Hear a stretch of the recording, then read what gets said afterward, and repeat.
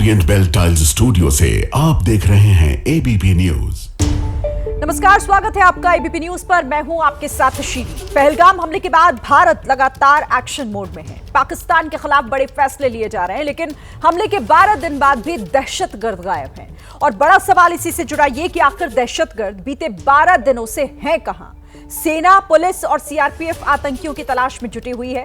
वहीं दूसरी तरफ एनआईए की जांच भी इस मामले में लगातार हो रही है। लेकिन आतंकी मूसा और उसके साथियों को लेकर बड़ा खुलासा हुआ है। जानकारी के मुताबिक मूसा और उसके साथी आतंकी अब भी कश्मीर के ही जंगलों में छिपे हुए हैं और सभी चीन में बने हुए एक डिवाइस का इस्तेमाल कर रहे हैं।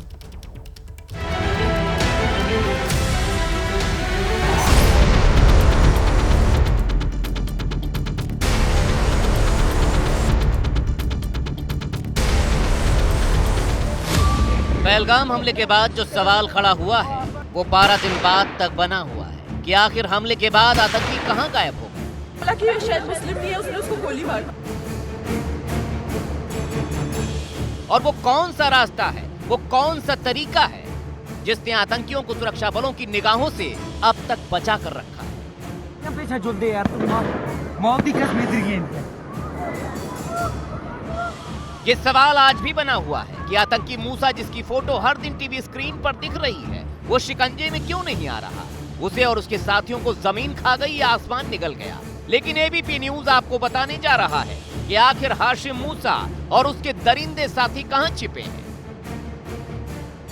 एबीपी न्यूज को मिली जानकारी के मुताबिक पाकिस्तानी आतंकी हाशिम मूसा और उसके साथ पहलगाम में बैसरंग घाटी में नरसंहार को अंजाम देने वाले कश्मीर के जंगलों में जाकर छिपे हैं।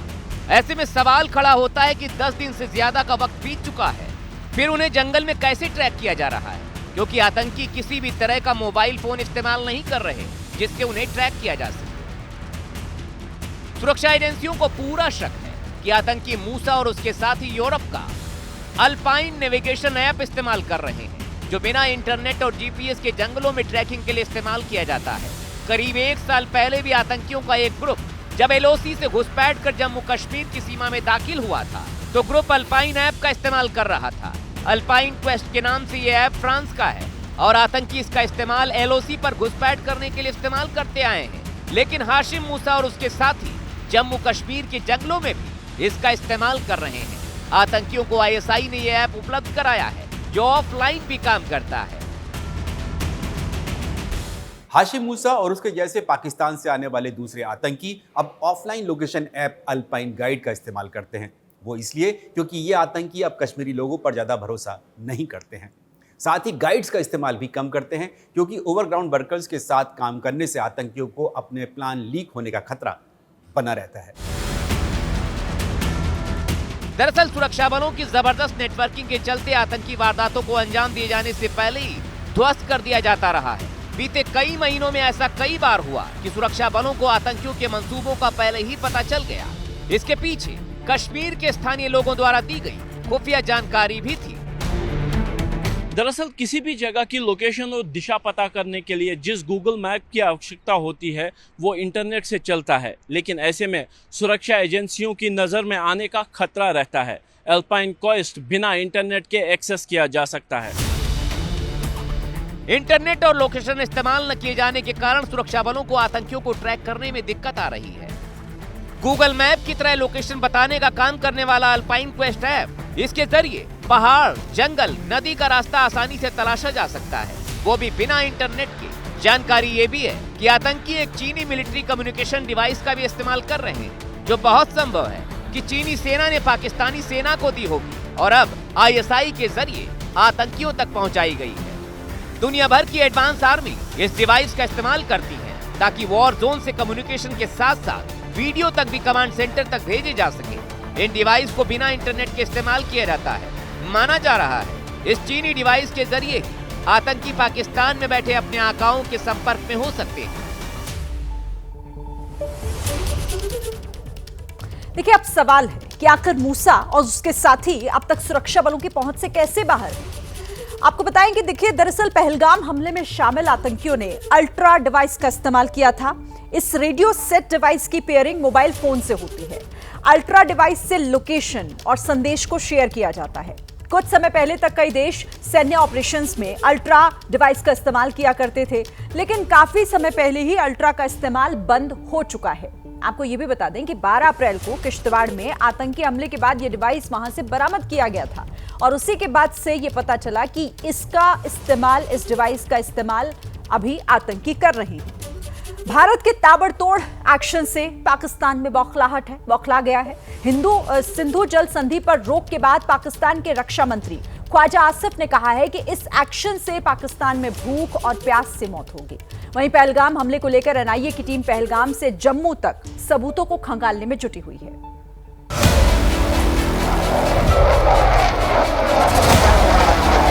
इधर भारत ने जंगी तैयारी शुरू की, उधर पूरे पाकिस्तान में खौफ। पाकिस्तान के फौजी इस कदर डरे हुए कि सीधी जंग में सामने नहीं आना चाहते। पाकिस्तानी सेना के डर का आलम यह है कि उनके फौजी डर कर भाग रहे हैं।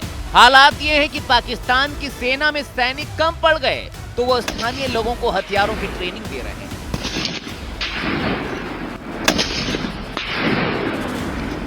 ये वीडियो पीओके का है। पाकिस्तान के सैनिक यहाँ के लोकल लोगों को हथियारों की ट्रेनिंग दे रहे हैं। यही पाकिस्तान का असली चेहरा है, यही पाकिस्तानी फौज की हकीकत है। वहां की कायर सेना जंग नहीं लड़ सकती, सिर्फ अपने लोगों को गोलियों के आगे खड़ा कर सकती है। एक तरफ पाकिस्तान की सेना आवाम को हथियार पकड़ा रही है, पाकिस्तानी सेना के अधिकारी अपने परिवार को विदेश भेज रहे हैं, तो वहीं भारत के डिप्लोमेटिक स्ट्राइक के बाद पाकिस्तान बौखलाया हुआ है और अपनी इसी बौखलाहट में पाकिस्तान के तमाम हुक्मरान अनाप शनाप बातें कर रहे हैं। बिल्कुल, अगर कोई इस किस्म का स्ट्रक्चर बनाने की कोशिश करेंगे, we will strike that structure. बिल्कुल we will strike that structure, that will be an act of aggression against Pakistan. सुना आपने, जिस पाकिस्तान के पाले हुए आतंकियों ने पहलगाम में हमला किया, उस पाकिस्तान का डिफेंस मिनिस्टर हिंदुस्तान को गीदड़ भभकी दे रहा है। बिल्कुल, अगर कोई इस किस्म का स्ट्रक्चर बनाने की कोशिश करेंगे, we will strike that structure. बिल्कुल we will strike that structure, that will be an act of aggression against Pakistan. दरअसल पहलगाम हमले के बाद भारत ने सिंधु नदी समझौता रोकने का फैसला किया था। इसके बाद से पाकिस्तान बौखलाया हुआ है। आतंकवादियों की ट्रेनिंग के लिए अपनी जमीन का इस्तेमाल करने वाले पाकिस्तान को अब भूखे प्यासे मरने का डर सता रहा है। इससे तो कौमें जो हैं वो प्यास से या भूख से मर सकती हैं। तो ये अगर उन्होंने इस किस्म का अटेम्प्ट भी किया को आर्किटेक्चरल, तो स्ट्रक्चर को पाकिस्तान जो है डिस्ट्रॉय करेगा। 22 अप्रैल को पहलगाम में आतंकियों ने सैलानियों पर हमला किया और उसके तुरंत बाद भारत ने पाकिस्तान के खिलाफ अब तक की सबसे बड़ी वाटर स्ट्राइक की, जिसके बाद से पाकिस्तान बौखलाया हुआ है। एक तरफ पाकिस्तान के खिलाफ एक्शन जारी है, तो वहीं दूसरी तरफ पहलगाम हमले को लेकर एनआईए ने जांच का दायरा बढ़ा दिया है। पहलगाम के बाद अब एनआईए की टीम जम्मू पहुंची। जानकारी के मुताबिक एनआईए ने आतंकियों के 2 मददगारों से पूछताछ की। कोट भलवाल जेल में आतंकियों के ठिकाने को लेकर पूछताछ हुई। जानकारी के अनुसार एनआईए ने निसार अहमद और मुश्ताक हुसैन से पूछताछ की, जिन पर राजौरी हमले में शामिल आतंकियों पर मदद करने का आरोप है। शुक्रवार को एनआईए की एक टीम इसी हाई सिक्योरिटी वाले कोट भलवाल जेल में पहुंची और यहाँ 2 आतंकियों के मददगारों से पूछताछ की है। उनका नाम निसार अहमद और मुश्ताक हुसैन है और ये भी बताया जा रहा है कि इनसे जो है एनआईए के अधिकारियों ने 1 जनवरी 2023 को जो राजौरी के डांगरी में हमला हुआ था, इन दोनों आरोपियों पर यह आरोप है कि उन्होंने उस आतंकी हमले में शामिल आतंकियों को न केवल LOC पार कराई, बल्कि इस हमले तक को अंजाम देने तक उन्हें उनके रहने और खाने का इंतजाम किया। जाहिर है भारत हर तरफ से पाकिस्तान पर शिकंजा कस रहा है, लेकिन अब भी आतंक और आतंक के आकाओं के खिलाफ फुल एंड फाइनल इलाज का इंतजार बाकी है।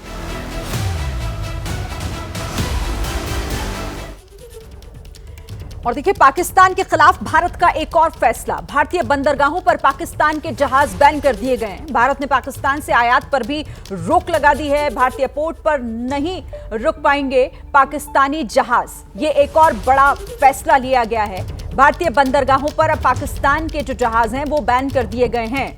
पाकिस्तान से आयात पर भी हालांकि भारत ने पहले रोक लगाई है। तो कई बड़े फैसले लिए जा रहे हैं, कई रणनीतिक और कूटनीतिक फैसले जो भारत की तरफ से लिए जा रहे हैं। इस वक्त की बड़ी खबर इसी से जुड़ी हुई आपको बता दें, एक और बड़ा एक्शन पाकिस्तान के खिलाफ भारत की तरफ से एक और कड़ा कदम उठाया गया है। भारतीय बंदरगाहों पर पाकिस्तान के जहाज बैन कर दिए गए हैं। इसी के साथ भारत ने पाकिस्तान से हर एक आयात पर भी रोक लगा दी है।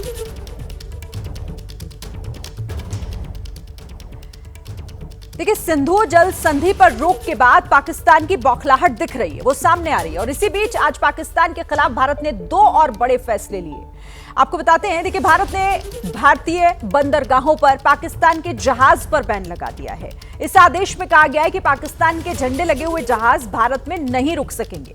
साथ ही भारत के जहाजों को भी पाकिस्तान जाने पर रोक लगा दी गई है। भारत ने पाकिस्तान से हर तरह के आयात को भी फिलहाल रोक दिया है। आदेश में कहा गया है कि पाकिस्तान में बने हुए हर सामान के आयात पर पाबंदी रहेगी। तो ये एक बड़ा एक्शन जो पाकिस्तान के खिलाफ लिया गया है। हर सामान के आयात पर पाबंदी, कुछ भी सामान अब पाकिस्तान से आयात नहीं किया जा सकेगा। और साथ ही बंदरगाहों पर अब पाकिस्तान के झंडे लगे हुए जहाज नहीं खड़े हो पाएंगे।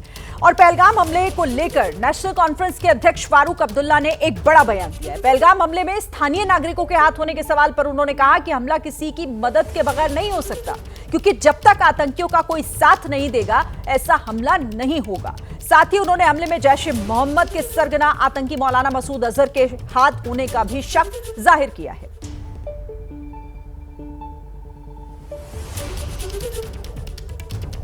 सकता है, क्योंकि जब तक हम पकड़ेंगे नहीं, हम ये नहीं कह सकते, क्योंकि हैंडलर वही होंगे। पहले भी किया है, आज की बात नहीं है, उड़ी भी इन्होंने किया था। आप देखिए, वो जो हुआ यहाँ पे पुलवामा में, वो किसने किया था? मुंबई में किसने किया था? पठानकोट में किसने किया था? अभी बिलावर में जो हुआ वहाँ किसने किया था? राजौरी पुंछ में हो रहा, वो किसने किया था? हैंडलर तो वहीं बैठे हैं ना।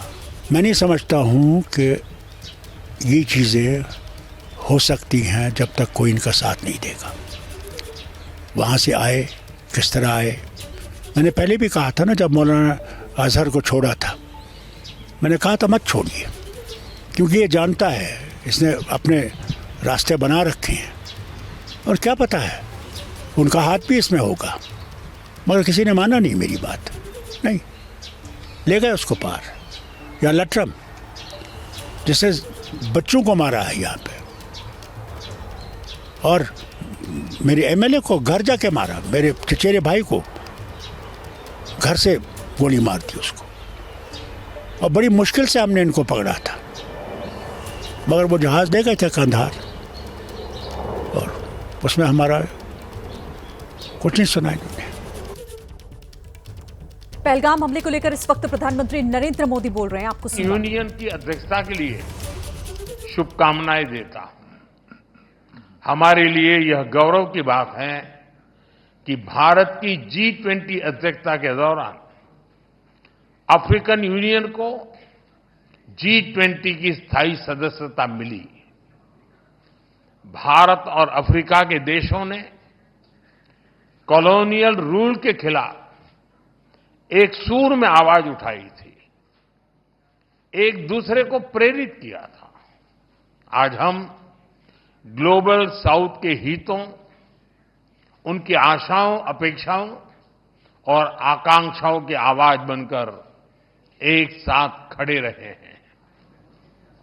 पिछले एक दशक में अफ्रीका के देशों के साथ हमारे सहयोग में गति आई है। हमारा आपसी व्यापार लगभग $100 बिलियन हो गया है। रक्षा सहयोग और मैरीटाइम सिक्योरिटी पर प्रगति हुई है। पिछले महीने भारत और अफ्रीका के बीच पहली नेवल मैरीटाइम एक्सरसाइज एक्यूम की गई है। पिछले 10 वर्षों में हमने अफ्रीका में 17 नई एम्बेसीज खोली हैं। $12 बिलियन से अधिक की क्रेडिट लाइंस अफ्रीका के लिए आवंटित की गई है।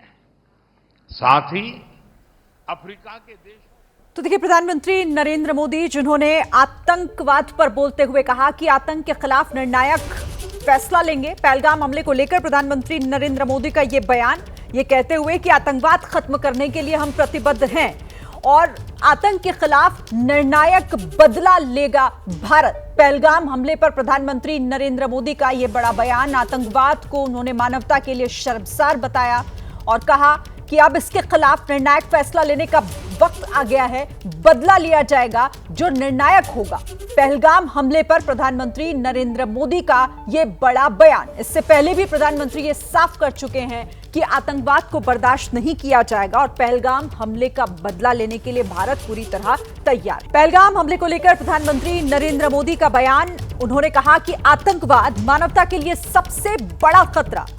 प्रधानमंत्री ने कहा कि आतंकवाद खत्म करने के लिए प्रतिबद्ध हैं, आतंक के खिलाफ निर्णायक बदला लेंगे, हम आतंकवाद पूरी तरह से खत्म करने के लिए तैयार हैं।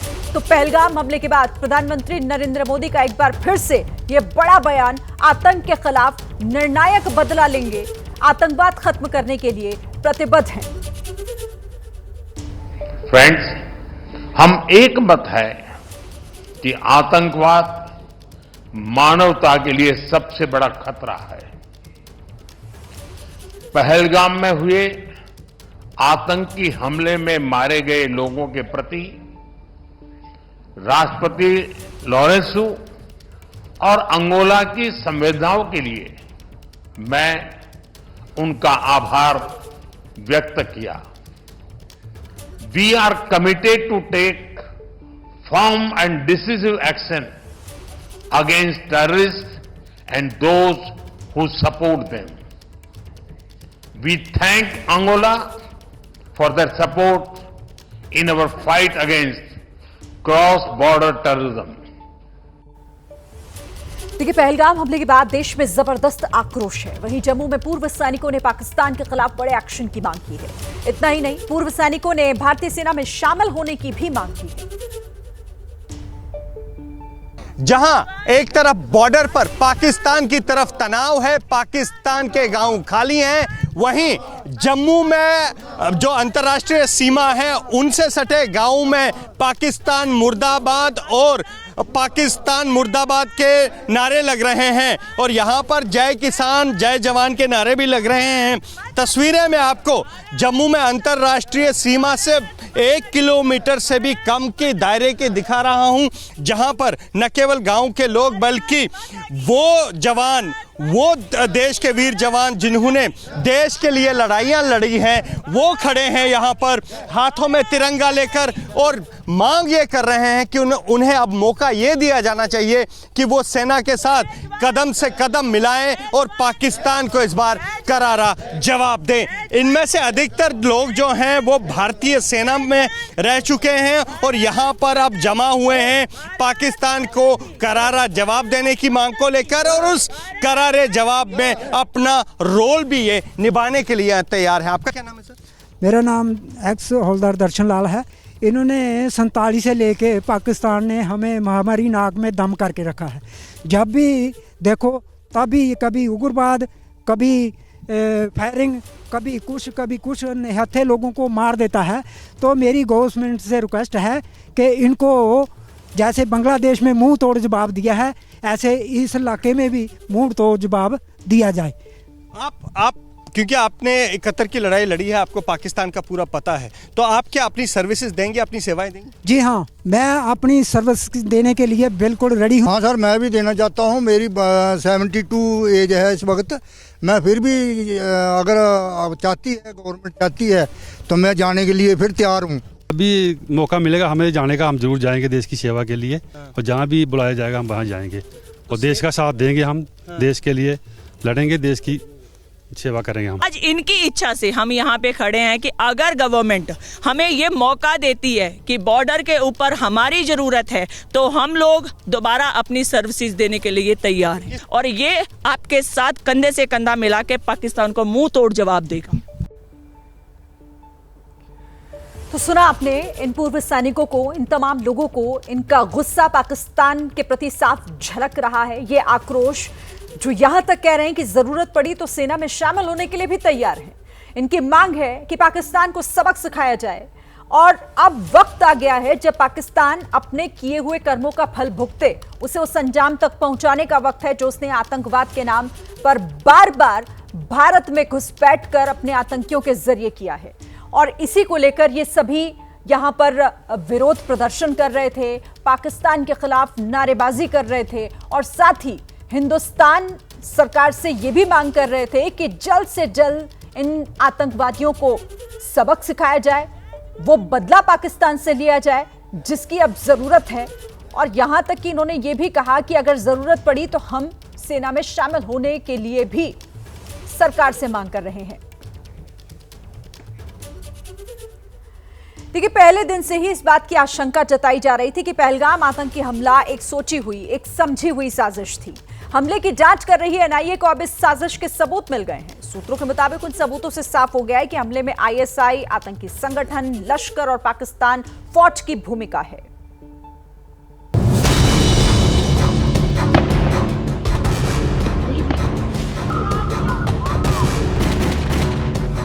22 अप्रैल, यही है वो तारीख जब पाकिस्तान से आए आतंकियों ने बैसरन घाटी को लहू से लाल कर दिया।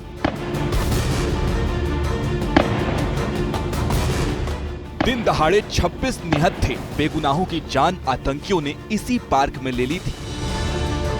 हिंदुस्तान आतंकियों की इस करतूत का हिसाब चाहता है और एनआईए की टीम एक एक सबूत तलाश कर पाकिस्तान को बेनकाब करने में जुटी हुई है।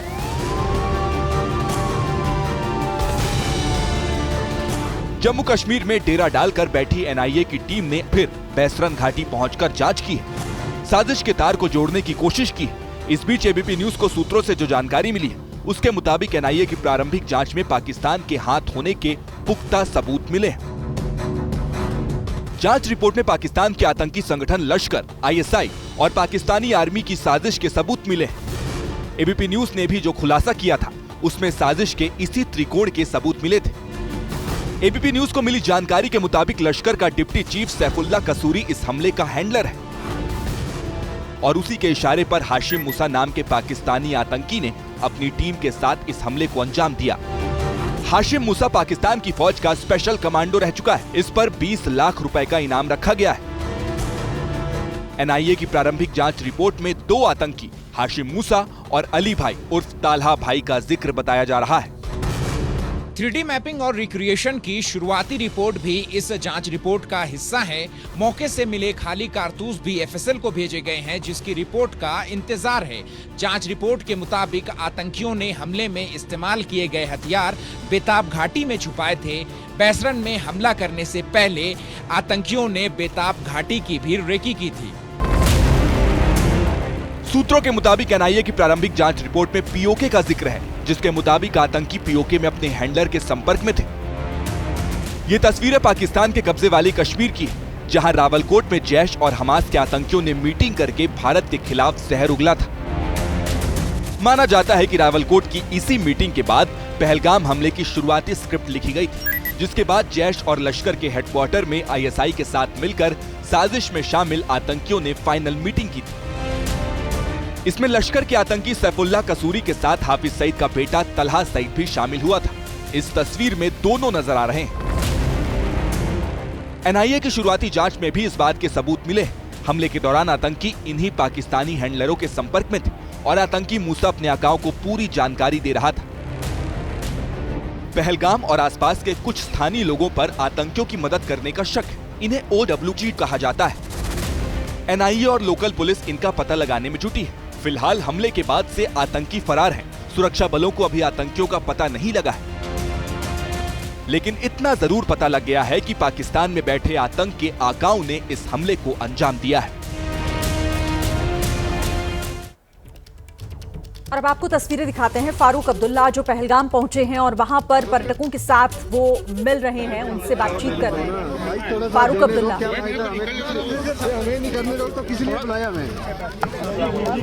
पहलगाम में मौजूद पर्यटकों के साथ फारूक अब्दुल्ला की मुलाकात और उससे जुड़ी तस्वीरें। जम्मू कश्मीर के पहलगाम में जहां पर बैसरन घाटी में आतंकी हमला हुआ था और उसके बाद अब वो पर्यटकों के बीच पहुंचे हैं फारूक अब्दुल्ला। अब से थोड़ी देर पहले उन्होंने जिस तरीके से बड़ा बयान भी दिया था और इस बात को लेकर कहा था कि आतंकियों के मददगार घाटी में मौजूद हैं, लेकिन अब वो पर्यटकों के बीच पहुंचे हुए हैं उनसे मुलाकात करने के लिए। पहलगाम में किस तरीके से ये तस्वीरें आपके सामने, जहां पर फारूक अब्दुल्ला, जाहिर है इसकी कोशिश फारूक अब्दुल्ला की यही है कि पर्यटकों के बीच जाकर उनसे मिले, उनसे बातचीत करें। पहलगाम हमले के बाद हालांकि पर्यटकों का कश्मीर जाना रुक नहीं रहा है, वो रौनक वापस लौट रही है पहलगाम में। और इसी बीच फारूक अब्दुल्ला की ये तस्वीरें, जो घूमने आए, जो सैलानी हैं, जो कश्मीर पहुंच रहे हैं, उन तमाम लोगों से मिलते हुए फारूक अब्दुल्ला छोटे बच्चों से भी मिल रहे हैं, उनके साथ तस्वीरें खिंचवा रहे हैं। देखिए, भारतीय सेना का दमखम देखकर पाकिस्तानी सेना के जवान तौबा तौबा कर रहे हैं। Pakistani army chief Asim Munir Pahalgam attack के बाद न जाने कहां जाकर छिप गया था। मुल्क में उनके खिलाफ बगावत का बिगुल बच चुका था। युद्ध के हालात पैदा करने के लिए हर पाकिस्तानी उन्हें कोस रहा था। अब वो अचानक जवानों के बीच नजर आए हैं, वो भी बैटल टैंक पर।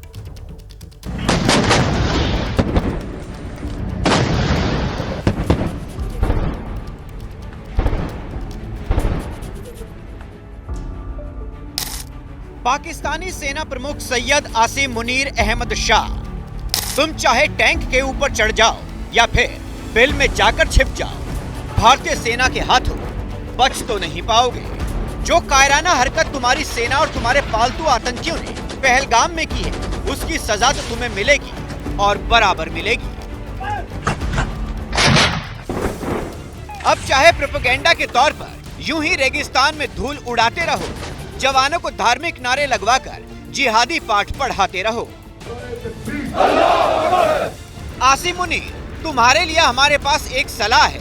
तुम्हें वर्दी छोड़ देनी चाहिए और मौलाना की पोशाक पहन लेनी चाहिए, क्योंकि तुम्हारे पिता भी इमाम ही रहे हैं। तुम पाकिस्तानी सेना के जवानों में लड़ने का जोश कम भरते हो, उन्हें धार्मिक तकरीरें ज्यादा पढ़ाते हो। मिलिट्री एक्सरसाइज के मैदान में तुम भले ही टैंक के ऊपर चढ़ गए हो, लेकिन जुबान पर जंग के शब्द नहीं है, बल्कि धार्मिक नारे ही हैं। अब ये भी जान लीजिए कि आसिम मुनीर के टैंक पर चढ़ने की नौबत कैसे आई। दरअसल भारत ने बीते हफ्ते राजस्थान के थार रेगिस्तान में मिलिट्री एक्सरसाइज की थी, जिसकी तस्वीरें हमने आपको दिखाई थी। भारत की इस मिलिट्री एक्सरसाइज से पाकिस्तानी सेना खौफ में आ गई। पाकिस्तान के पंजाब प्रांत में टीला रेंज के पास हैमर स्ट्राइक एक्सरसाइज करने लगी। इसमें पाकिस्तानी सेना के जवान टैंक और चीनी तोपों के साथ युद्ध अभ्यास करते नजर आए। इस दौरान जिस आसिम मुनीर की गुमशुदगी के पोस्टर पूरे इस्लामाबाद में लग चुके थे, वो भी अचानक टैंक के ऊपर चढ़े दिखाई दिए। अब इन्हें भला कौन बताए कि टैंक पर चढ़ने से कुछ नहीं होता, उल्टा तुम टैंक के साथ दफन जरूर हो सकते हो। भारत के बदले की आहट से आसिम मुनीर और पाकिस्तानी पीएम शहबाज शरीफ की हालत इतनी खराब है कि अब ये अपने दुश्मन के आगे भी मदद का हाथ फैला रहे हैं। आसिम मुनीर ने जेल में बंद इमरान खान को मनाने के लिए 4 पूर्व मिलिट्री अधिकारियों को भेजा है। पाकिस्तान के पूर्व प्रधानमंत्री इमरान खान और आसिम मुनीर की अदावत किसी से छिपी नहीं रही है। पाकिस्तान के इतिहास में पहली बार ऐसा हुआ था कि आईएसआई के किसी चीफ को उसके कार्यकाल खत्म होने से पहले ही हटा दिया गया था, और ये काम किया था तत्कालीन प्रधानमंत्री इमरान खान ने, जिसकी सजा इमरान खान को जेल जाकर चुकानी पड़ी थी। दुनिया जानती है कि इमरान खान को जेल की सलाखों के पीछे भेजने में आसिम मुनीर की कितनी बड़ी भूमिका थी। इमरान खान खुलेआम आसिम मुनीर पर आरोप लगाते रहे हैं। It's not the security agency. It's one man, the army chief. There's no democracy in that in the army. The army is getting maligned by what is happening right now. अब सवाल ये है कि आसिम मुनीर को इमरान से क्या मदद चाहिए। दरअसल इमरान खान और उनकी पार्टी पीटीआई लगातार पाकिस्तानी सेना का विरोध कर रही है। सिंध के साथ तमाम शहरों में पाकिस्तानी सेना के खिलाफ प्रदर्शन कर रही है। अब पहलगाम अटैक के बाद पाकिस्तान में जो हालात बने हैं, पाकिस्तानी अवाम मुल्क को युद्ध के मुहाने पर खड़ा करने के लिए मुनीर को ही कोस रही है। आसिम मुनीर की कुर्सी खतरे में आ चुकी है, इसीलिए इमरान से प्रदर्शन बंद करने की अपील की जा रही है। ये मुलाकात भी उसी का परिणाम है। वैसे अब चाहे इमरान से मदद मांगो या अमेरिका से, तुम्हें बचाने वाला कोई नहीं मिलेगा, क्योंकि तुमने जो किया है उसकी सजा तो तुम्हें जरूर मिलेगी। या तो तुम्हारी कुर्सी जाएगी या फिर तुम जान से जाओगे। तो पहलगाम हमले की जांच जारी है और इसी बीच पहलगाम हमले में शामिल आतंकियों के कम्युनिकेशन डिवाइस पर एक बड़ा खुलासा हुआ है। आतंकियों ने अल्ट्रा डिवाइस का इस्तेमाल किया था। 12 अप्रैल को किश्तवाड़ में यह डिवाइस मिला था। काफी समय पहले बंद हो चुका है अल्ट्रा इस्तेमाल, लेकिन इसका इस्तेमाल जो है वो आतंकियों के द्वारा जरूर किया जा रहा है। भले ही इसे काफी पहले से इस्तेमाल करना बंद कर दिया गया हो, लेकिन किश्तवाड़ में जो 12 अप्रैल को आतंकियों के पास से यह डिवाइस बरामद किया गया है।